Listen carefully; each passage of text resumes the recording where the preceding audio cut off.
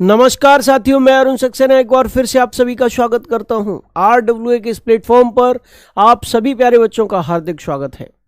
एक बार फिर से आप लोगों के लिए एक और प्रैक्टिस सेट जीएस का लेकर मैं उपस्थित हूं। चर्चा करने वाले हैं बेहतरीन प्रश्नों पर।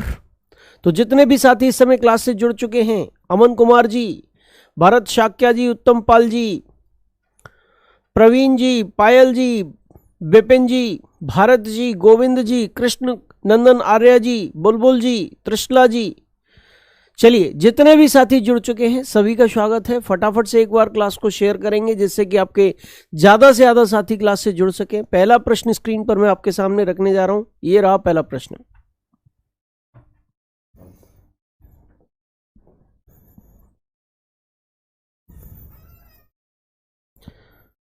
आपसे यहां पूछा गया है कि सीमा सुरक्षा बल ने 1 दिसंबर 2022 को अपना 58वां स्थापना दिवस मनाया था। बीएसएफ किस देश के साथ लगती भारतीय सीमा का प्रहरी है? पाकिस्तान, बांग्लादेश और चीन, ये 3 देश दे रखे हैं। कोड ये दे रखे हैं, सही कोड का चयन करना है। बताइए भाई, बॉर्डर सिक्योरिटी फोर्स बीएसएफ जिसने अभी कौन सा स्थापना दिवस मनाया? 58वां। ठीक है, 58वां स्थापना दिवस मनाया था। इसकी स्थापना कब हुई थी? 1 दिसंबर 1965 को हुई थी इसकी स्थापना। ठीक है जी, इसकी स्थापना कब हुई? 1 दिसंबर 1965 को हुई है। तो मेरे प्यारे बच्चा बताओ फटाफट से, ये किन किन देशों की सीमा का प्रहरी है? भारत की सीमा किन किन देशों, ऐसे कौन कौन से देश हैं जहां पर सीमा प्रहरी के तौर पर बीएसएफ कार्य करता है? बताइए फटाफट से। और आप सभी लोगों का आंसर यहां पर आ रहा है ए व बी दोनों, यानी कि दूसरा कोड जो है आप सही बता रहे हैं। बिल्कुल सही जवाब है बेटा। पाकिस्तान और बांग्लादेश दोनों देशों के साथ भारत की जो सीमाएं हैं उन पर प्रहरी का कार्य करता है बीएसएफ। यहां पर जो चीन दे रखा है बेटा, इसके साथ जो लगती हुई सीमा है वहां पर कौन कार्य करता है? आईटीबीपी कार्य करता है। कौन कार्य करता है? आईटीबीपी कार्य करता है। इंडो तिब्बत को क्या है? बॉर्डर पुलिस, यानी कि भारत तिब्बत सीमा बल यहां पर कार्य करता है। और इसकी स्थापना कब हुई थी? 24 अक्टूबर 1962। ये आईटीबीपी का स्थापना दिवस है और ये बीएसएफ का स्थापना दिवस है। ठीक है जी, राइट आंसर आपको मिल चुका है। कुछ नई जानकारियां भी, नए फैक्ट्स भी आपको प्राप्त हो चुके। अगला प्रश्न स्क्रीन पर आपके सामने रखेंगे। नेक्स्ट प्रश्न स्क्रीन पर ये रहा आपके सामने। आने से पहले आप इंग्लिश वर्जन देख लीजिए इसका। राइट आंसर क्या है? ए व बी बोथ। चलिए दूसरा प्रश्न है परम शून्य ताप क्या है? साइंस से जुड़ा हुआ प्रश्न है। परम शून्य ताप के बारे में आपको बताना है। किसी भी तापमान पैमाने का आरंभिक बिंदु, सैद्धांतिक रूप से न्यूनतम संभव तापमान, वह तापमान जिस पर सभी द्रव पदार्थों के वाष्प जम जाते हैं, और वह तापमान जिस पर सभी पदार्थ वाष्पीय प्रावस्था में होते हैं। 4 ऑप्शंस आपके सामने हैं। फटाफट से चयनित करके मुझे बताइए इस प्रश्न का एग्जैक्ट आंसर क्या है। चलिए भाई फटाफट से बताइए। बहुत अच्छा, तो आप सभी लोगों का एक स्वर में आंसर आ रहा है ऑप्शन नंबर सी, यानी वह तापमान जिस पर सभी द्रव पदार्थों के वाष्प जम जाते हैं उसे परम शून्य ताप कहते हैं। लेकिन बेटा आंसर ये आपने गलत दिया है। सैद्धांतिक रूप से न्यूनतम संभव जो तापमान होता है उसी को परम शून्य ताप कहते हैं। अगर इसको केल्विन पैमाने पर देखेंगे तो 0 डिग्री केल्विन का ताप परम शून्य ताप कहलाएगा। और अगर इसको सेल्सियस पैमाने पर देखेंगे तो -273.15 डिग्री सेल्सियस, ये सेल्सियस पैमाने पर क्या है? परम शून्य ताप है। ठीक है जी। और अगर हम बात करें बेटा सी ऑप्शन की, जिसकी आप कह रहे हैं वह तापमान जिस पर सभी द्रव पदार्थों के वाष्प जम जाते हैं, यानी कि पानी को ले लो, द्रव एक पानी है ना। पानी किस ताप पर जमता है? तो उस जिस न्यूनतम ताप पर पानी जमता है उसे कहते हैं हिमांक या फ्रीजिंग पॉइंट। क्या कहते हैं? फ्रीजिंग पॉइंट या हिमांक। और यहां पर क्या है, सभी पदार्थ वाष्पीय प्रावस्था में होते हैं। डी ऑप्शन कह रहा है सभी पदार्थ वाष्पीय प्रावस्था में होते हैं। वाष्प कब बनती है, जब पानी उबलेगा। और पानी किस तापमान पर उबलता है, हिमांक पर उबलता है, सॉरी क्वथनांक पर उबलता है, क्वथनांक। हिमांक क्या है मेरे प्यारे बच्चा, 0 डिग्री सेंटीग्रेड। और क्वथनांक क्या है, बॉइलिंग पॉइंट क्या है, 100 डिग्री सेंटीग्रेड। ठीक है जी।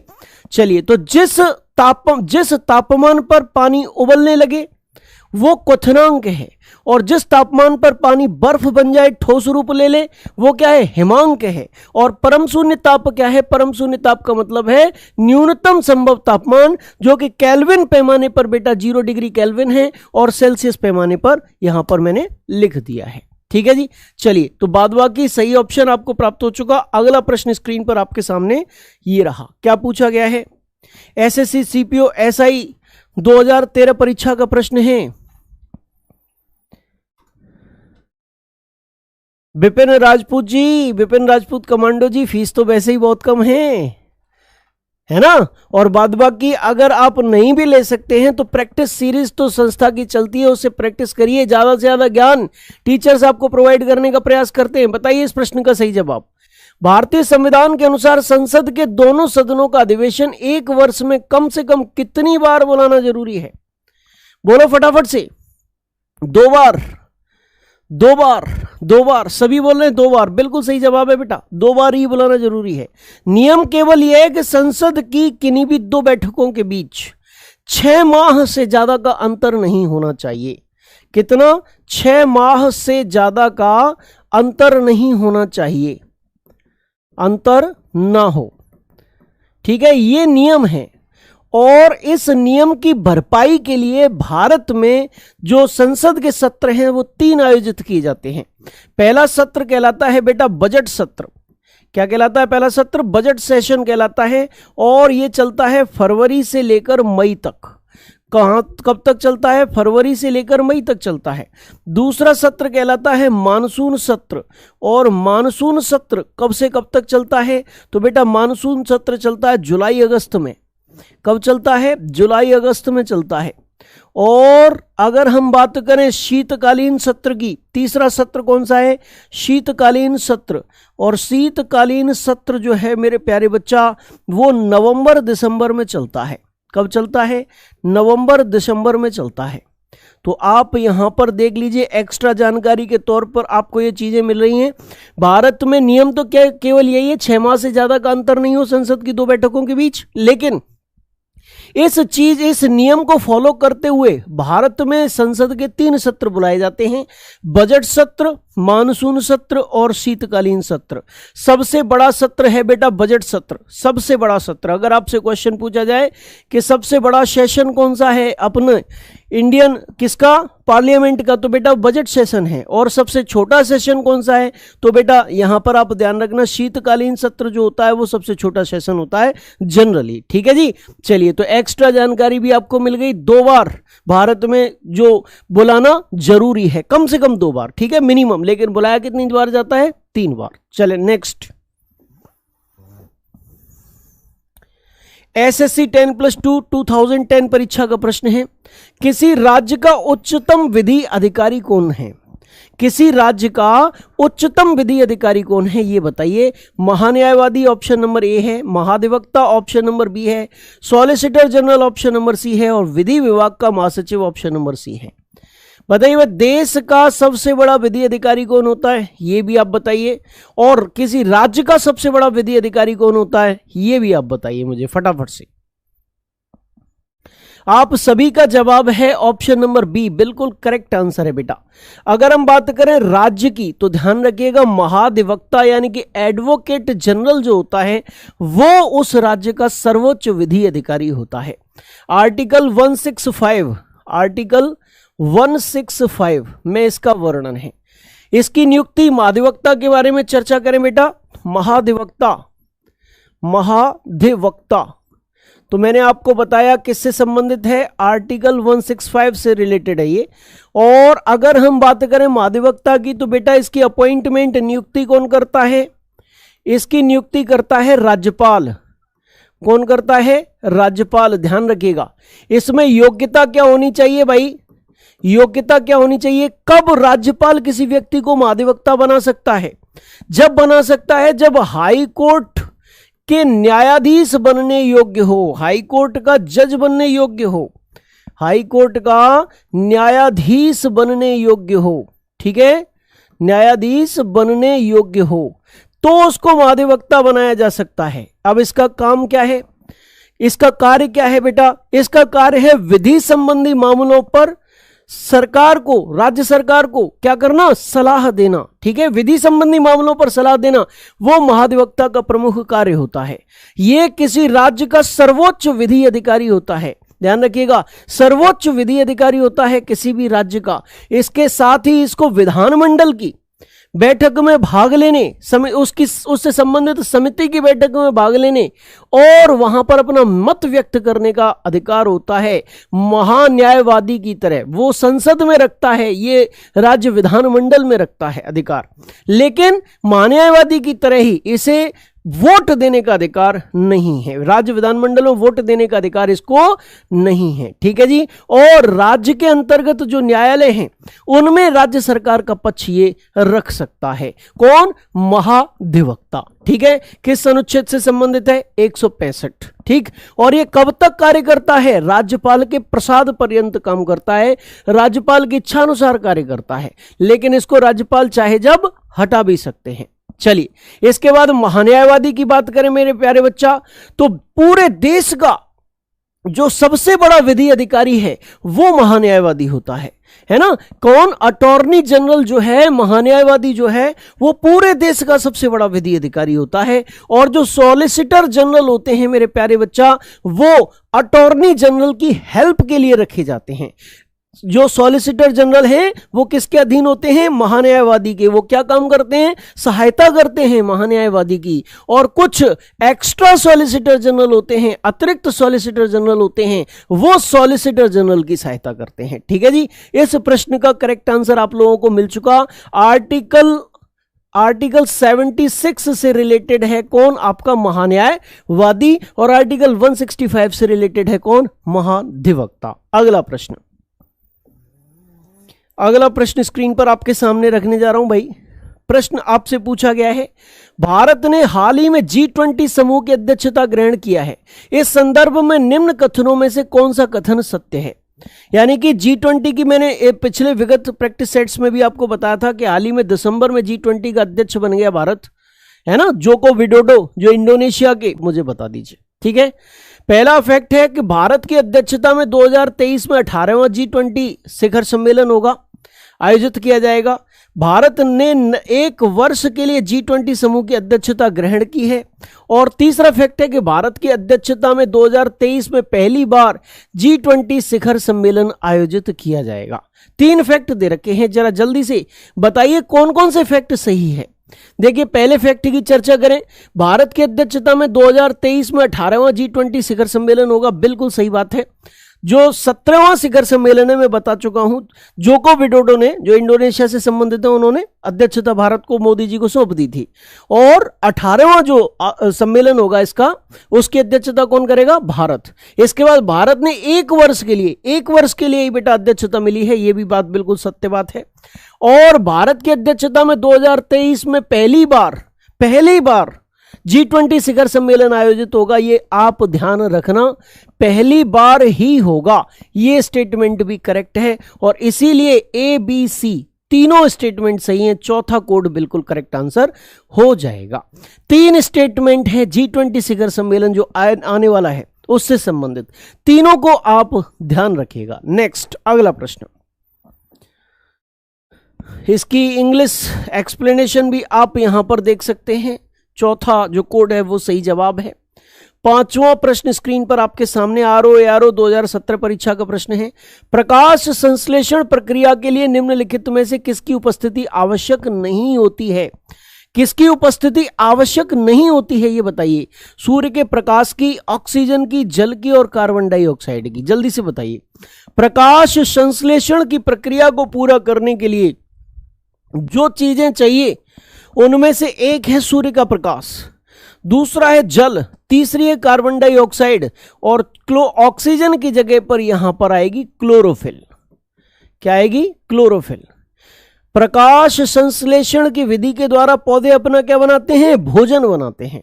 और भोजन बनाने के लिए प्रकाश संश्लेषण की क्रियाविधि को पूरा करने के लिए 4 चीजों की आवश्यकता होती है, और वो चारों चीज आपके सामने अब लिखी हुई है। ध्यान रखिए, कार्बन डाइऑक्साइड का इसमें प्रयोग होता है, ठीक है, ऑक्सीजन का प्रयोग नहीं होता, और इसीलिए जो आवश्यक नहीं है मेरे प्यारे बच्चा वो है ऑक्सीजन। ऑक्सीजन की जगह क्या आवश्यक होगी? कार्बन डाइऑक्साइड आवश्यक होगी। ठीक है, चलिए, तो इस प्रश्न का सही जवाब आपने प्राप्त कर लिया। सरल प्रश्न था, बहुत ज्यादा टिपिकल प्रश्न नहीं था, आप सभी लोग जानते होंगे, ऐसा मेरा विश्वास है। अगला प्रश्न एसएससी सीपीओ 2015 परीक्षा से संबंधित है। किस सदन में अध्यक्ष उस सदन का सदस्य नहीं होता? यानी कि संसद, राज्य विधानमंडल से संबंधित कुछ हाउसेस दे रखे हैं, ऐसा कौन सा हाउस है जिसका अध्यक्ष उस हाउस का मेंबर नहीं होता? बताइए फटाफट से। Lok Sabha option number A, Rajya Sabha option number B, Vidhan Sabha option number C, इनमें से कोई नहीं option number D. In which house the speaker is not a member of that house? Speaker की जगह चेयरमैन भी आप कर सकते हैं। क्या कर सकते हैं? चेयरमैन भी आप कर सकते हैं। फटाफट से बताइए, स्पीकर ऑब्लिक चेयरमैन, जल्दी बताइए। चलिए, बहुत अच्छा बहुत अच्छा बहुत अच्छा। आप लोगों में से ज्यादातर बता रहे हैं राज्यसभा का, बिल्कुल करेक्ट आंसर है बेटा। लोकसभा का अध्यक्ष कौन होता है? स्पीकर जिसे कहते हैं। लोकसभा अध्यक्ष जो होता है वो लोकसभा के सदस्यों में से ही चयनित होता है। ठीक है जी। विधानसभा का जो अध्यक्ष होता है, विधानसभा अध्यक्ष, वो भी विधानसभा सदस्यों में से ही एक होता है। लेकिन मेरे प्यारे बच्चा, देश का जो उपराष्ट्रपति होते हैं, कौन होते हैं? देश के जो उपराष्ट्रपति होते हैं वो उपराष्ट्रपति राज्यसभा के पदेन सभापति होते हैं। वो राज्यसभा के सदस्य नहीं होते, लेकिन वो राज्यसभा के पदेन सभापति होते हैं, ये ध्यान रखिएगा। और राज्यसभा ही इन चारों ऑप्शंस में से वो हाउस है जिसका जो चेयरमैन है वो उसका सदस्य नहीं होता। बादवा की उपराष्ट्रपति के बारे में आप जानते हैं, वर्तमान समय में धनखड़ जी इस समय जो है भारत के उपराष्ट्रपति हैं। पहले उपराष्ट्रपति कौन थे? सर्वपल्ली राधाकृष्णन जो है वो देश के पहले उपराष्ट्रपति थे। ठीक है जी। और उपराष्ट्रपति की नियुक्ति कौन करता है? एक निर्वाचक मंडल करता है जिसमें लोकसभा और राज्यसभा के सदस्य होते हैं। उपराष्ट्रपति का कार्यकाल कितना होता है? 5 वर्ष का होता है मेरे प्यारे बच्चा। उपराष्ट्रपति के कार्य क्या होते हैं? एक तो पदेन सभापति होता है राज्यसभा का, और दूसरा कार्य क्या है? अगर राष्ट्रपति अनुपस्थित हैं तो राष्ट्रपति की अनुपस्थिति में वो राष्ट्रपति के कार्यभार को संभालता है। ठीक है जी। और इस प्रश्न का करेक्ट आंसर अब आप लोगों को मिल चुका, उपराष्ट्रपति इस प्रश्न का सही जवाब है। अगला प्रश्न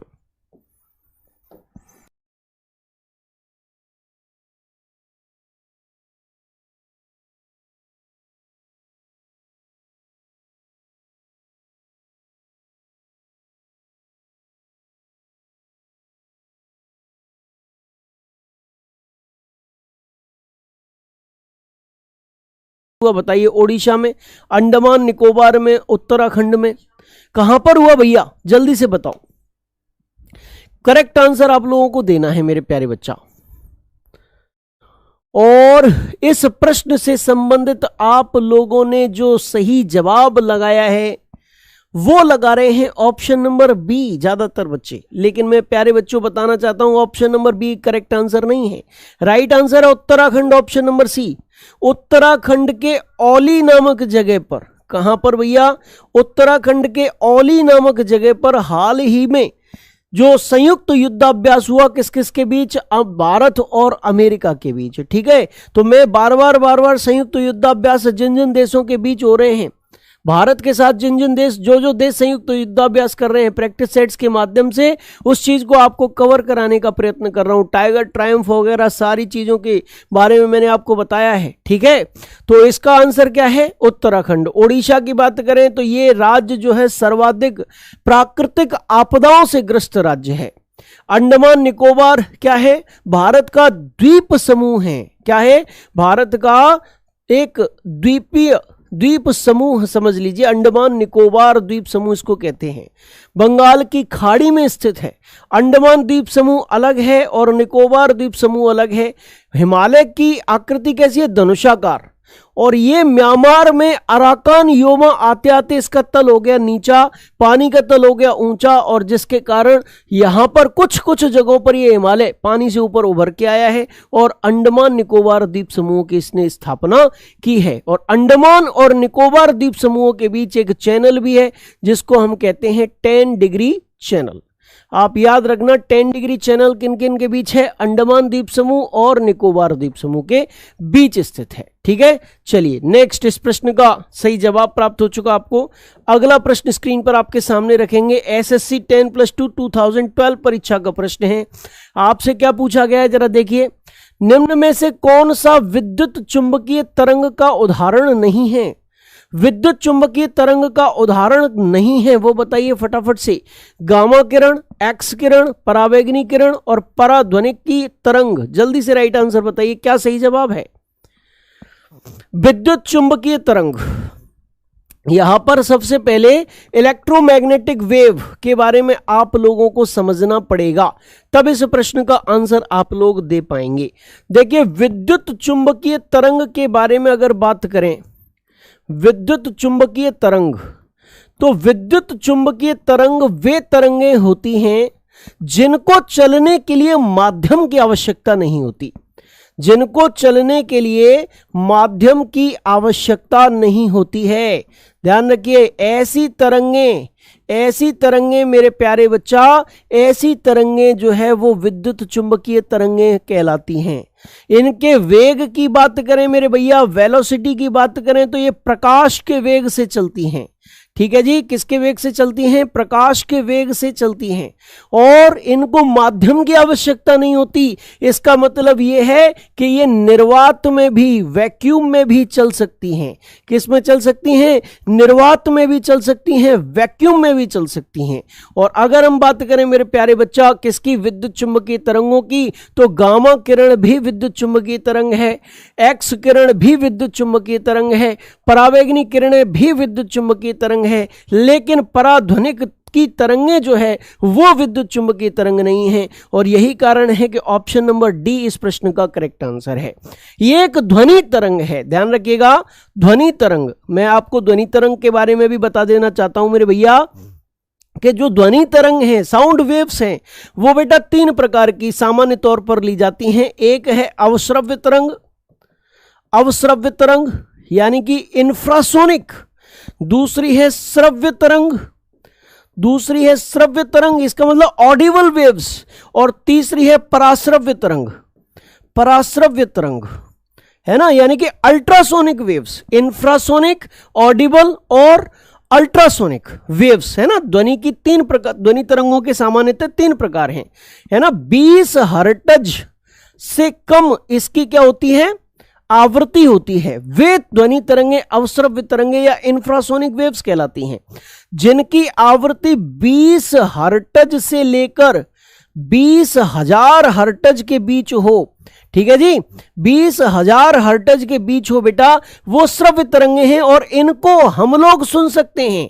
ये वाली ध्वनि तरंगों को हम लोग सुन सकते हैं। श्रव्य तरंगे ऑडिबल वेव्स हैं, और पराश्रव्य तरंगे वे हैं जिनकी आवृत्ति 20,000 हर्ट्ज से ज्यादा है, इससे ऊपर है, वो पराश्रव्य तरंगे कहलाती हैं। और जो पराश्रव्य तरंगे हैं उन्हीं को हम कहते हैं सुपरसोनिक वेव्स। क्या कहते हैं? सुपरसोनिक वेव्स कहते हैं। और सुपरसोनिक वेव्स ही क्या है? यहां पर पराध्वनिकी तरंगों के रूप में आपको दे रखी हैं। इनको मनुष्य नहीं सुन पाता मेरे प्यारे बच्चा, लेकिन कुछ जानवर, चमगादड़ है, कुत्ता है, बिल्ली है, वो इनको सुन सकते हैं। ठीक है जी, तो आज के इस प्रश्न में आपको विद्युत चुंबकीय तरंग क्या होती है इसकी जानकारी मिली, उसके प्रकार क्या है ये जानकारी मिली, और पराध्वनिकी तरंग यानी सुपरसोनिक वेव्स क्या है ये जानकारी मिली, और ध्वनि तरंग के प्रकार क्या है ये भी जानकारी मिली। नेक्स्ट प्रश्न स्क्रीन पर आपके सामने रखते हैं।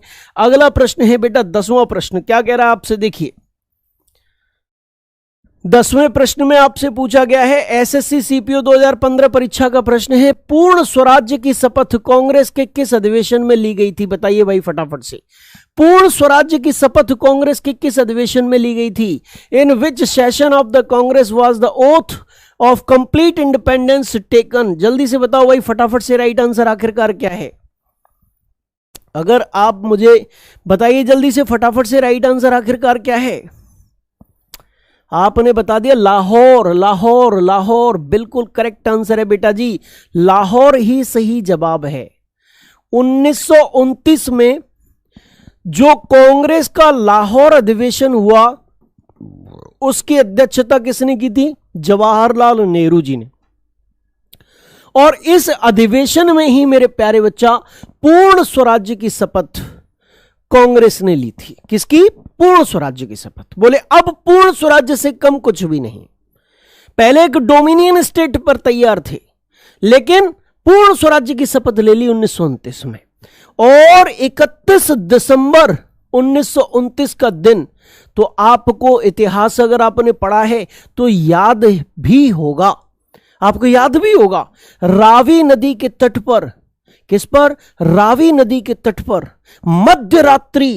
मध्यरात्रि 12 बजे जवाहरलाल नेहरू जी ने तिरंगा झंडा फहरा दिया था। क्या फहरा दिया था? तिरंगा झंडा फहरा दिया था और पूर्ण स्वराज्य की शपथ ली थी। और इसी के साथ ही 26 जनवरी के दिन को मेरे प्यारे बच्चा क्या घोषित कर दिया गया था? स्वतंत्रता दिवस के रूप में घोषित कर दिया गया था कि हमें हमेशा याद रहे कि हमने पूर्ण स्वराज्य की शपथ ले ली है। इसीलिए प्रतिवर्ष हम 26 जनवरी को क्या मनाएंगे? हम स्वतंत्रता दिवस के रूप में मनाएंगे, प्रतीकात्मक स्वतंत्रता दिवस के रूप में मनाएंगे। और 1930 से ही यह दिन लगातार स्वतंत्रता दिवस के रूप में मनाया जाता रहा। और इस दिन को यादगार बनाने के लिए ही जो 26 नवंबर 1949 को संविधान बनकर तैयार हो गया था, उसको 2 महीने का इंतजार किया गया। और 26 जनवरी 1950 को उस दिन को 26 जनवरी 1950 को ही संविधान लागू हुआ। क्यों? क्योंकि इस दिन को यादगार बनाना था, इस दिन को यादगार बनाना था। ध्यान रखिएगा, जो कांग्रेस का अगर अधिवेशनों की बात हो रही है तो जो पहला अधिवेशन है बेटा कांग्रेस का वो मुंबई में हुआ था। कब हुआ था? 1885 में हुआ था। कौन अध्यक्ष थे? व्योमेश चंद्र बनर्जी अध्यक्ष थे। कौन अध्यक्ष थे मेरे भैया? व्योमेश चंद्र बनर्जी इसके अध्यक्ष थे मेरे प्यारे बच्चा, ये ध्यान रखिएगा। इलाहाबाद की बात करें मेरे बेटा तो चौथा अधिवेशन जो था कांग्रेस का, चौथा अधिवेशन वो इलाहाबाद में हुआ। और इसकी अध्यक्षता किसने की थी? जॉर्ज यूल ने की थी। और जॉर्ज यूल कांग्रेस की अध्यक्षता करने वाले, कांग्रेस की अध्यक्षता करने वाले जॉर्ज यूल कौन थे? पहले विदेशी व्यक्ति थे। ध्यान रखिएगा, पहले विदेशी व्यक्ति जिसने कांग्रेस की अध्यक्षता की वो जॉर्ज यूल थे। चौथे अधिवेशन कहां पर हुआ? इलाहाबाद में वो अध्यक्ष बने थे। मद्रास में कांग्रेस का तीसरा अधिवेशन हुआ था बेटा। कौन सा अधिवेशन हुआ था? तीसरा अधिवेशन। बदरुद्दीन तैयब जी ने इसकी अध्यक्षता की थी। और जो बदरुद्दीन तैयब जी है मेरे बेटा वो पहले मुस्लिम अध्यक्ष थे कांग्रेस के। पहले मुस्लिम अध्यक्ष कौन थे? बदरुद्दीन तैयब जी। पहले विदेशी अध्यक्ष जॉर्ज यूल, पहले अध्यक्ष व्योमेश चंद्र बनर्जी। और किस अधिवेशन में पूर्ण स्वराज्य की शपथ ली गई? तो लाहौर अधिवेशन में ली गई थी। ध्यान रखिए। तो बहुत सारी जानकारी इस प्रश्न के माध्यम से मैंने देने का प्रयास किया। उम्मीद है बेहतर से बेहतर ये प्रश्न आपको लगा होगा।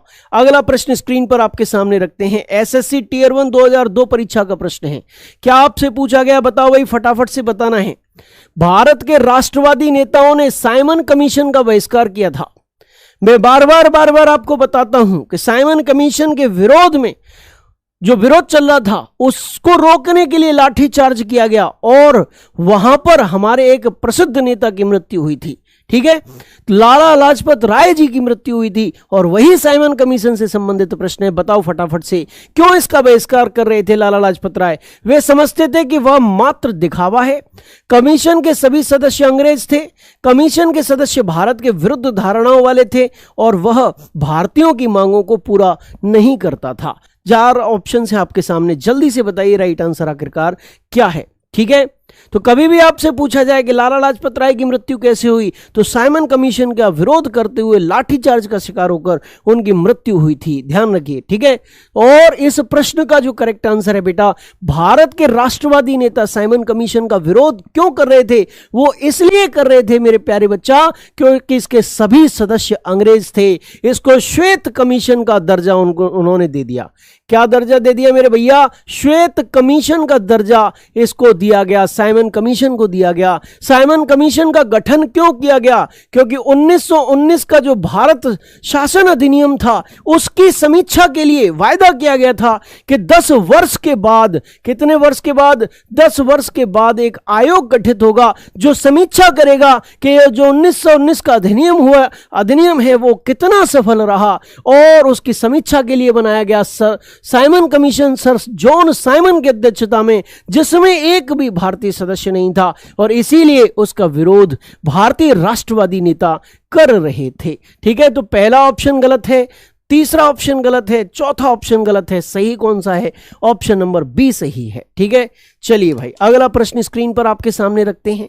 पहले थोड़ा पानी पी लें। क्लास आनंददायक लग रही है कि नहीं? फटाफट से कमेंट सेक्शन में कमेंट करके बता सकते हैं आप सभी लोग।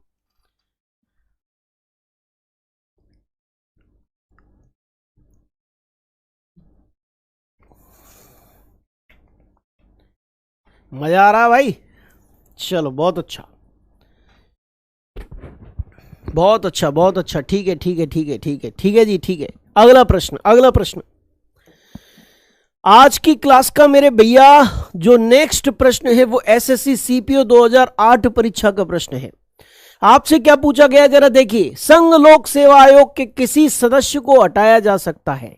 संघ लोक सेवा आयोग के सदस्यों को हटाने से संबंधित प्रावधान संविधान के अनुच्छेद 317 में दे रखा है। यह ध्यान रखो, पहली एक्स्ट्रा जानकारी। बच्चे कहते हैं कि कुछ एक्स्ट्रा जानकारी दो, 4 फैक्टों से भी अतिरिक्त जानकारी दो। मैं हर प्रश्न की एक्स्ट्रा जानकारी देता हूं, ये हमेशा ध्यान रखो। हर प्रश्न शुरू से लेकर अंत तक 4 विकल्पों तक सीमित नहीं रहा है। तो बताओ भाई, राष्ट्रपति द्वारा हटता है, प्रधानमंत्री द्वारा हटता है, उच्चतम न्यायालय के मुख्य न्यायाधीश द्वारा हटाया जाता है, कि संघ लोक सेवा आयोग के अध्यक्ष द्वारा हटाया जाता है? जल्दी से बताइए भाई। आप सभी लोग बता रहे हैं option number A is the right answer of this question. बिल्कुल सही जवाब है। राष्ट्रपति हटाते हैं, लेकिन कब हटाते हैं? कदाचार का आरोप, और उस कदाचार के आरोप को सही पाया हो सर्वोच्च न्यायालय ने। कदाचार का आरोप लगा, उस कदाचार के आरोप को सर्वोच्च न्यायालय ने सही पाया, और जब वो दोषी ठहराया जाएगा तब राष्ट्रपति द्वारा उस व्यक्ति को संघ लोक सेवा आयोग के सदस्य के पद से हटा दिया जाएगा। ठीक है जी, तो ध्यान रखिएगा, प्रधानमंत्री द्वारा नहीं हटाया जाता, उच्चतम न्यायालय के मुख्य न्यायाधीश द्वारा नहीं हटाया जाता, और संघ लोक सेवा आयोग के अध्यक्ष द्वारा नहीं हटाया जाता। हटाया जाता है राष्ट्रपति द्वारा, वो भी जब सर्वोच्च न्यायालय उसे दोषी ठहराता है। किसका? कदाचार का। चलिए नेक्स्ट 13वां प्रश्न बताइए भाई। वर्ष 2023 को अंतर्राष्ट्रीय मोटा अनाज वर्ष मनाए जाने के कार्यक्रमों का अग्रिम शुभारंभ हाल ही में नई दिल्ली में हुआ था। मोटे अनाजों के वैश्विक उत्पादन में भारत का योगदान कितना है? 8%, 12%, 15% के 20%? 4 ऑप्शंस हैं, जल्दी से सही जवाब चयनित करके मुझे बताइए। देखिए मेरे प्यारे बच्चा, पहली बात तो यह है, बहुत अच्छी तरीके से सुनने का प्रयत्न करेंगे आप सभी प्यारे बच्चे, कि जो 2023 है उसे अंतरराष्ट्रीय मोटा अनाज वर्ष के रूप में मनाया जा रहा है। ठीक है, इस चीज को आप याद रखना। पहला प्रश्न तो यहां पर यह बन सकता है आपसे कि 2023 को किस रूप में मनाया जा रहा है? तो अंतरराष्ट्रीय मोटा अनाज वर्ष। और अगर हम बात करें कि मोटे अनाज के उत्पादन में भारत का प्रतिशत कितना है, तो ध्यान रखना ऑप्शन नंबर डी 20%। कितना? लगभग 20% वैश्विक दृष्टि से मोटे अनाज का उत्पादन भारत में होता है। ठीक है जी, चलिए बहुत अच्छा। करंट अफेयर से संबंधित प्रश्न आपको मिला। ये रहा आज की क्लास का नेक्स्ट प्रश्न, ये भी भाई करंट अफेयर से ही संबंधित है। ठीक है जी, बताइए इसमें क्या आंसर होगा। हाल ही में संपन्न भारत और फ्रांस के बीच चौथे वार्षिक रक्षा वार्ता में मुख्य रूप से विचार विमर्श हुआ था। भारत और फ्रांस के बीच हाल ही में जो रक्षा वार्ता हुई उसमें किन किन चीजों पर बातचीत हुई, वार्ता हुई, बताइए। हिंद प्रशांत क्षेत्र, आतंकवाद, असैन्य परमाणु संयंत्र, ये 3 टॉपिक दे रखे हैं और 3 टॉपिक्स में से जो सही है उनको कोड के आधार पर चयनित करना है। कोड यहां पर आपके सामने ये रहे। ठीक है जी, जल्दी से बताइए फटाफट से क्या सही जवाब है। आपका आंसर आ गया ABC। जैसे कि पिछले 1-2 प्रश्न आपने देखे उनका अनुकरण करते हुए आप यहां भी कह रहे हैं कि ABC सही जवाब है, लेकिन बेटा इसमें ध्यान रखना असैन्य परमाणु संयंत्र के मामले में वार्ता नहीं हुई है। केवल वार्ता जो हुई हिंद प्रशांत क्षेत्र में समुद्री सुरक्षा को लेकर हुई और आतंकवाद को लेकर हुई, लेकिन असैन्य परमाणु संयंत्र को लेकर इस वार्ता में कोई चर्चा नहीं हुई। इसीलिए ऑप्शन जो कोड नंबर 3 है जिसमें दे रखा है A व B सही है, वही इस प्रश्न का सही जवाब है। अगला प्रश्न स्क्रीन पर आपके सामने रखेंगे बेटा। 15वां प्रश्न है, सॉरी पहले आपको इंग्लिश वर्जन मिल रहा है 14वें प्रश्न का। जो अंग्रेजी है, हमारे अंग्रेजी मीडियम के स्टूडेंट हैं वो पढ़ लीजिए, है ना। चलिए नेक्स्ट प्रश्न स्क्रीन पर आपके सामने आ चुका है। झारखंड PCS 2003, शीतल पेयों जैसे कोला में पर्याप्त मात्रा होती है किसकी? वाह भाई वाह, कैफीन की, निकोटिन की, टैनिन की, रेनिन की। बहुत अच्छा प्रश्न है। कोको कोला है, बहुत पीते हो, गर्मी आ रही है, कोला कोला चलेगा। तो बताओ भाई कोको कोला में क्या पाया जाता है? व्यवहारिक प्रश्न एकदम से, ऐसा सटीक प्रश्न जिसे आप जानकारी दे सकते हो अपने मित्रों को, है ना, अपने पड़ोसी, अपने सहयोगियों को, क्योंकि कोको कोला सब पीते हैं। ठीक है, कैफीन बिल्कुल सत्य जवाब है बेटा। जो शीतल पेय जो हम पीते हैं जैसे कोला, उसमें क्या होता है? कैफीन की मात्रा होती है। क्या होती है? कैफीन होती है। अगर आप कहोगे निकोटिन कहां होती है, तो तंबाकू की पत्तियों में होती है बेटा। तंबाकू की पत्तियों में क्या पाया जाता है? निकोटिन पाया जाता है। टैनिन कहां होती है? कच्चे फलों से प्राप्त होती है। कच्चे फलों से क्या प्राप्त होती है? टैनिन प्राप्त होती है। और रेनिन क्या है मेरे प्यारे बच्चा? एक एंजाइम है जो क्या काम करता है? दूध का पाचन करता है।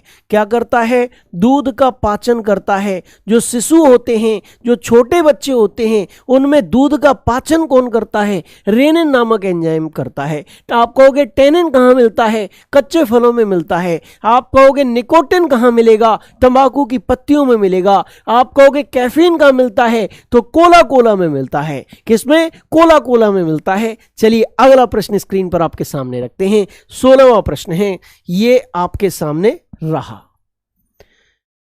आपसे पूछा गया भारत के महान्यायवादी को कहां पर सुनवाई का अधिकार है?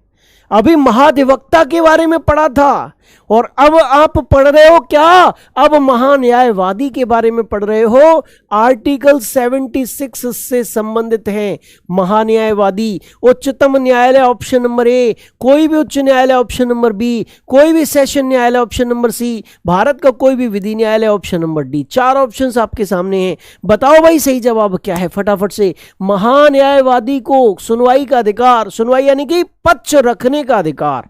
ध्यान रखिएगा, सुनवाई का मतलब जज नहीं है, ये पक्ष रखने का अधिकार है। ठीक है जी, भारत सरकार का पक्ष रखने का अधिकार यहां पर सुनवाई के अधिकार का मूल निहितार्थ है। तो बताओ भाई फटाफट से कहां कहां वो भारत सरकार का पक्ष रख सकता है? ध्यान रखिएगा मेरे प्यारे बच्चा, वो उच्चतम न्यायालय में भी पक्ष रख सकता है, उच्च न्यायालय में भी पक्ष रख सकता है, सेशन न्यायालय में भी पक्ष रख सकता है। और इसका जो सही जवाब है वो है भारत का कोई भी विधि न्यायालय। ठीक है जी, भारत का कोई भी विधि न्यायालय हो उसमें महान्यायवादी भारत सरकार का पक्ष रख सकते हैं। ये भारत सरकार के सबसे बड़े विधिक अधिकारी होते हैं, सर्वोच्च विधि अधिकारी होते हैं भैया। ध्यान रखना, सर्वोच्च विधि अधिकारी कौन है? भारत के महान्यायवादी हैं। कौन नियुक्ति करता है? राष्ट्रपति महोदय करते हैं।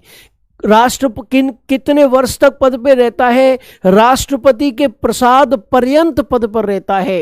इनका काम क्या होता है? विधि संबंधी मामलों में सलाह देना। क्या? विधि संबंधी मामलों में सलाह देना, मामलों में सलाह देना इनका कार्य है। और इसके अतिरिक्त बेटा इनको बहुत पावर होती है, ये किसी भी संसद के सत्र में जा सकते हैं, है ना। संसद की जो समिति जिसके सदस्य हैं उसमें भाग ले सकते हैं, मत रख सकते हैं, लेकिन वोट नहीं दे सकते। ठीक है जी। कौन? महान्यायवादी। साधारण तौर पर आप समझ सकते हैं कि ये भारत सरकार का वकील होता है। जैसे हम वकील को जब चाहे जब चेंज कर सकते हैं, ऐसे ही महान्यायवादी को भारत सरकार चेंज कर सकती है। ठीक है जी। चलिए, बहुत अच्छा। अगला प्रश्न स्क्रीन पर आपके सामने रखेंगे। 16वें प्रश्न का जवाब आप लोगों को मिल चुका है। 17वां प्रश्न ये रहा स्क्रीन पर आपके सामने। हाल ही में संपन्न 53वें अंतरराष्ट्रीय फिल्म महोत्सव के संबंध में निम्नलिखित कथनों में से कौन सा कथन सत्य है? ABCD मत लगा देना मेरे प्यारे बच्चों, ABCD का भ्रम मत पाल लेना। जल्दी से सही सही जवाब बता दो मुझे, क्या सही जवाब है? यह 53वां अंतरराष्ट्रीय फिल्म महोत्सव था जो गोवा में आयोजित किया गया था। चिरंजीवी को इंडियन फिल्म पर्सनैलिटी अवार्ड से सम्मानित किया गया और समापन समारोह में Austrian film Alma and the Oscar दिखाई गई थी। बताओ भाई, कोड ये दे रखे हैं, केवल A सही है, केवल A व B सही है, केवल AC सही है और केवल ABC सही है। 4 ऑप्शंस में से राइट आंसर चयनित करके मुझे बताओ सही जवाब क्या है। बहुत बढ़िया। ज्यादातर बच्चे तो अभी भी कह रहे हैं ऑल ऑल ऑल, लेकिन मेरे प्यारे बच्चा राइट आंसर ऑल कतई नहीं है। राइट आंसर कोड नंबर 2 है, A व B सही है। ध्यान रखिए, जो हाल ही में 53 अंतरराष्ट्रीय फिल्म महोत्सव है वो कहां पर आयोजित हुआ बेटा? गोवा में आयोजित हुआ। पहला पॉइंट सही जवाब है। ध्यान रखना, प्रश्न के तौर पर भी आपके सामने आ सकता है। दूसरा, किस व्यक्ति को, किस अभिनेता को इंडियन फिल्म पर्सनैलिटी अवार्ड से सम्मानित किया गया? तो दक्षिण भारत के जो सुपरस्टार हैं चिरंजीवी, उनको सम्मानित किया गया। इसके ध्यान रखना, समापन समारोह में नहीं, उद्घाटन समारोह में। उद्घाटन समारोह में, यानी कि इसके प्रारंभ में मेरे प्यारे बच्चा Austrian film Alma and Oscar दिखाई गई थी। और जो समापन समारोह में दिखाई गई, समापन समारोह में जो फिल्म दिखाई गई वो दिखाई गई थी परफेक्ट नंबर। कौन सी? परफेक्ट नंबर नामक फिल्म दिखाई गई थी भैया। और ये पोलैंड से संबंधित है। किससे? पोलैंड से संबंधित है। समापन समारोह में परफेक्ट नंबर पिक्चर दिखाई गई थी। उद्घाटन समारोह में Austrian film Alma and Oscar दिखाई गई थी। बादवा की पहला A और B ऑप्शन बिल्कुल सही है, स्टेटमेंट सही है। C स्टेटमेंट गलत था, जिसको मैंने सुधार दिया। नया पॉइंट भी आप लोगों को यहां पर मिल गया, नई जानकारी भी आप लोगों को मिल गई। तो इन चारों पॉइंटों को आप संभाल के रखिएगा। 53वें अंतरराष्ट्रीय फिल्म महोत्सव से संबंधित काफी महत्वपूर्ण पॉइंट है। ठीक है, चलिए नेक्स्ट, अगला प्रश्न। अगला प्रश्न आपके सामने आए उससे पहले यहां पर देख लो मेरे प्यारे बच्चा, आपको क्या दे रखा है? आपको इंग्लिश वर्जन भी उपलब्ध है। अगला प्रश्न लीजिए भाई, राज्यपाल को पद की शपथ किसके द्वारा दिलाई जाती है? राज्यपाल को पद की शपथ किसके द्वारा दिलाई जाती है? मास्टरमाइंड जी खूब हंस रहे हो, आहा हंसी आ रही है जी। जनरल एप्टीट्यूड के अंतर्गत जी के पढ़ा रहे हो, धुआंधार हंस रहे हो। बेटा नोटिफिकेशन चेक कर लो एक बार, फिर हंस लेना खूब। हंसने से स्वास्थ्य में वृद्धि होती है। हंसना आपका अधिकार है जीवन जीने की स्वतंत्रता के अंतर्गत, लेकिन हंसो जब नोटिफिकेशन पढ़ो। ठीक है, उसके बाद उच्च न्यायालय के मुख्य न्यायाधीश, राष्ट्रपति, विधानसभा के अध्यक्ष और भारत के मुख्य न्यायाधीश। बताओ बहरहाल मेरे प्यारे बच्चा, राज्यपाल को पद की शपथ किसके द्वारा दिलाई जाती है? अब सब हंस रहे, मास्टरमाइंड जी नहीं हंस रहे बस है ना। जल्दी से बताओ भाई फटाफट से, क्या सही जवाब है? और आप लोगों की तरफ से इस प्रश्न का आंसर आ रहा है A, यानी उच्च न्यायालय के मुख्य न्यायाधीश के द्वारा। बिल्कुल सत्य जवाब है। आप जानते हैं कि राज्यपाल महोदय कौन है? राज्य के औपचारिक प्रधान हैं। राज्यपाल महोदय वही व्यक्ति बन सकता है जिसकी उम्र 35 वर्ष हो, कम से कम कितनी हो बेटा? 35 वर्ष जिसकी उम्र है वही व्यक्ति राज्यपाल बन सकता है। इसकी नियुक्ति कौन करते हैं? इनकी नियुक्ति बेटा राष्ट्रपति महोदय करते हैं। कौन करते हैं? राष्ट्रपति महोदय करते हैं। और केंद्र के प्रतिनिधि के तौर पर राज्यपाल की नियुक्ति ये किस देश के संविधान से ली गई है? तो कनाडा के संविधान से ली गई है। कहां से ली गई? कनाडा के संविधान से ली गई है। केंद्र के प्रतिनिधि के तौर पर राज्यों में राज्यपाल की नियुक्ति की गई है। ठीक है, कितनी वर्ष के लिए की जाती है? सामान्य तौर पर 5 वर्ष के लिए नियुक्ति की जाती है। ठीक है जी। और इसको जो शपथ दिलाता है वो कौन शपथ दिलाता है? उच्च न्यायालय के मुख्य न्यायाधीश दिलाते हैं। और अगर वो अनुपस्थित हो तो उनकी अनुपस्थिति में मेरे प्यारे बच्चा फिर कौन दिलाएगा? वरिष्ठतम न्यायाधीश दिलाएगा। उच्च न्यायालय के वरिष्ठतम न्यायाधीश फिर शपथ दिलाएंगे। अगर हम बात करें राष्ट्रपति को शपथ कौन दिलाता है, तो राष्ट्रपति महोदय को शपथ दिलाते हैं भारत के मुख्य न्यायाधीश। कौन दिलाते हैं? भारत के मुख्य न्यायाधीश शपथ दिलाते हैं राष्ट्रपति को। और उच्च न्यायालय यानी हाई कोर्ट के मेरे प्यारे बच्चा जो मुख्य न्यायाधीश है वो किसको शपथ दिलाते हैं? राज्यपाल को। भारत के मुख्य न्यायाधीश किसके मुख्य न्यायाधीश होते हैं? सर्वोच्च न्यायालय के मुख्य न्यायाधीश को ही भारत का मुख्य न्यायाधीश कहते हैं। ठीक है जी, हाँ जी, बिल्कुल सत्य बात है। चलिए अगला प्रश्न स्क्रीन पर आपके सामने रखेंगे और नेक्स्ट प्रश्न है आज की क्लास का 19वां प्रश्न। क्या आपसे पूछा गया है, जरा देखिए फटाफट से। आपसे पूछा गया है निम्नलिखित रोगों में कौन टाइगर मच्छरों द्वारा संचालित नहीं होता है? टाइगर मच्छर, आप कहोगे गुरुजी टाइगर मच्छर क्या है? तो जानकारी ले लो बेटा। टाइगर मच्छर का मतलब है एडीज मच्छर। एडीज मच्छर को ही मेरे प्यारे बच्चा टाइगर मच्छर कहते हैं।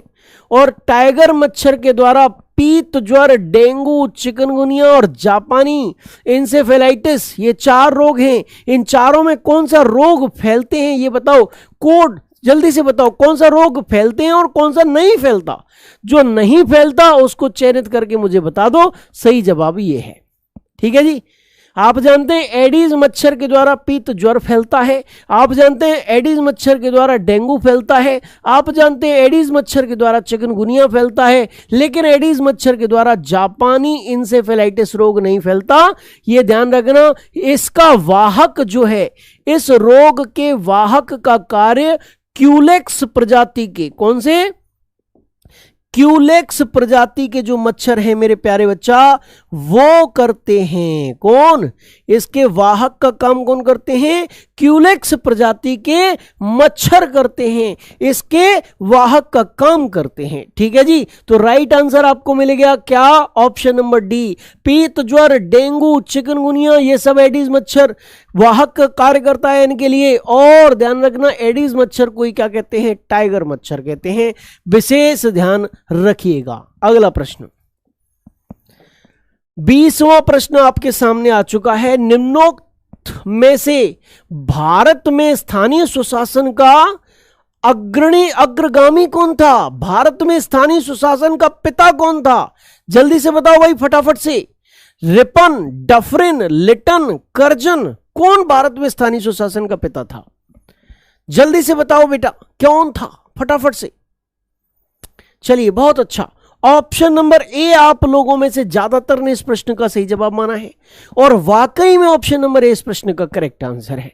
रिपन जो थे, लॉर्ड रिपन, वो भारत में स्थानीय सुशासन के पिता के तौर पर जाने जाते हैं। उन्हीं के शासनकाल में 1882 ईस्वी में एक प्रस्ताव लाया गया था, स्थानीय सुशासन प्रस्ताव।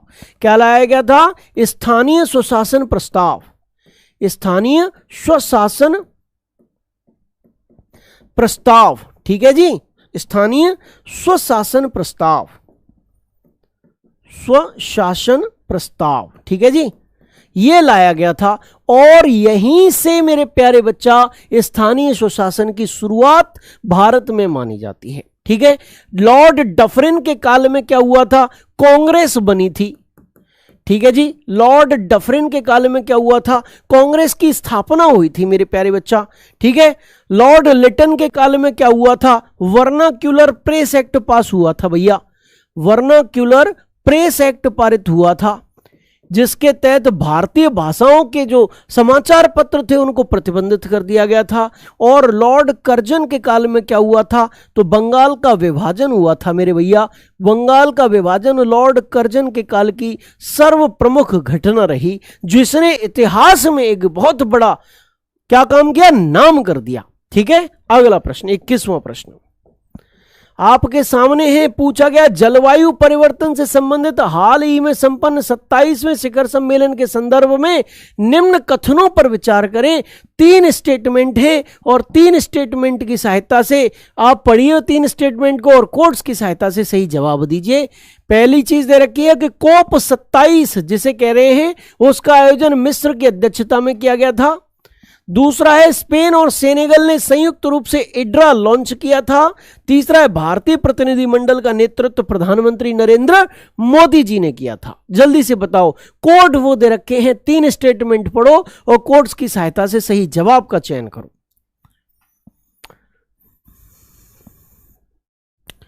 आप लोगों का आंसर मैंने देख लिया बेटा, और अब मेरे आंसर सुन लो। तीसरा कोड इस प्रश्न का सही जवाब है। ए व बी सही है लेकिन सी गलत है। प्रधानमंत्री नरेंद्र मोदी जी ने इसका क्या प्रतिनिधिमंडल का नेतृत्व नहीं किया, भूपेंद्र यादव जी ने किया है। किन्होंने किया, भूपेंद्र यादव जी ने किया, जो कि भारत में वन पर्यावरण एवं जलवायु परिवर्तन मंत्री हैं। उन्होंने नेतृत्व किया था बेटा। इसका आयोजन मिस्र की अध्यक्षता में हुआ, बिल्कुल सही बात है। कोप 27 का आयोजन मिस्र की अध्यक्षता में हुआ और इस कोप 27 में स्पेन और सेनेगल ने संयुक्त रूप से इड्रा लॉन्च किया। इड्रा का उद्देश्य क्या है, सूखा जो होता है मेरे प्यारे बच्चा, सूखा से निपटने के लिए जो सहयोग है उसको बढ़ावा देना इड्रा से संबंधित है। किससे, इड्रा से संबंधित है। बादवा की प्रतिनिधिमंडल का नेतृत्व किसने किया था, भूपेंद्र यादव जी ने किया था। इसीलिए तीसरा जो कोड है वो इस प्रश्न का बिल्कुल सही जवाब है। चलेंगे अगला प्रश्न स्क्रीन पर आपके सामने रखते हैं। 22वां प्रश्न है, क्या आपसे पूछा गया उससे पहले आप देख लीजिए। अंग्रेजी मीडियम के स्टूडेंट्स जो हैं स्क्रीनशॉट इसका ले सकते हैं। ठीक है जी, चलिए 22वां प्रश्न ये रहा स्क्रीन पर आपके सामने। संघ लोक सेवा आयोग के किसी सदस्य को हटाया जा सकता है। संघ लोक सेवा आयोग के किसी सदस्य को हटाया जा सकता है। शायद ये रिपीट हो गया है, मैं आपको बता चुका हूं। राष्ट्रपति द्वारा हटाया जाता है। वो भी कब हटाया जाता है, जब कदाचार का उस पर आरोप लगा हो और उच्चतम न्यायालय ने उसको दोषी मान लिया हो तब। ठीक है जी, बता चुका हूं इसको मैं। चलिए नेक्स्ट 23वां प्रश्न स्क्रीन पर आपके सामने। उच्च न्यायालय के न्यायाधीशों को उनका कार्यकाल समाप्त होने से पहले ही कदाचार के आधार पर कार्यकाल से किसके द्वारा हटाया जा सकता है। लो भैया, अभी तो बात हुई संघ लोक सेवा आयोग के सदस्यों की और अब आ गई हाईकोर्ट के न्यायाधीश की। हाईकोर्ट के न्यायाधीश को कैसे हटाया जाएगा, 4 ऑप्शन हैं। भारत के मुख्य न्यायाधीश के द्वारा, उच्च न्यायालय के मुख्य न्यायाधीश के द्वारा, संसद के दोनों सदनों की सिफारिशों पर राष्ट्रपति द्वारा, विशेष बहुसंख्य सहित संसद के दोनों सदनों द्वारा। बताओ भाई राइट आंसर क्या है।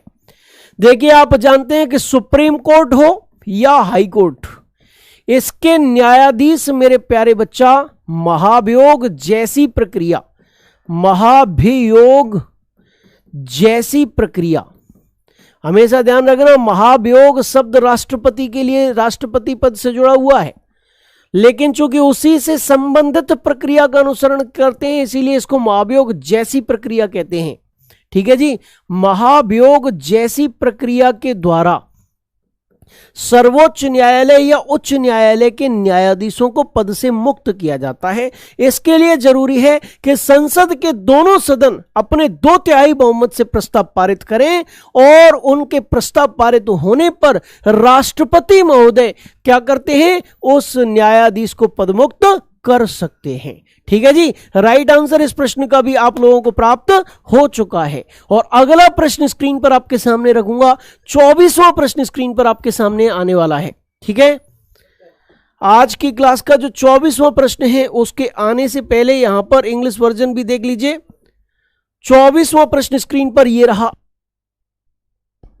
भारत में संविधान दिवस मनाया जाता है। कब मनाया जाता है? 21 नवंबर को, 23 नवंबर को, 25 नवंबर को और 26 नवंबर को। 4 ऑप्शंस आपके सामने हैं। संविधान दिवस, आप कहोगे गुरुजी हर क्लास में कोई ना कोई दिवस आता है, लेकिन इस क्लास में कोई दिवस नहीं आया, तो ले लो भाई संविधान दिवस ले लो। नवंबर महीना जो हाल ही में निकल के गया उससे संबंधित करंट अफेयर्स का प्रश्न है।